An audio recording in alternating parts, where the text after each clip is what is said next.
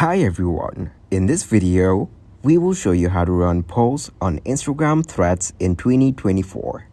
So first of all, what you need to do is open up the Threads application on your phone. Once you get into its app, tap on the new thread icon from the bottom bar. Now, to create a poll, you need to tap on Menu. Then, you have to enter the options you want to give in this poll. After that, you can enter up to 4 options here. Once you added the options, write the question regarding your poll. Now, you can edit the privacy of your poll.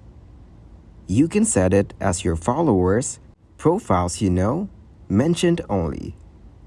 After selecting the privacy, you need to tap on the post button.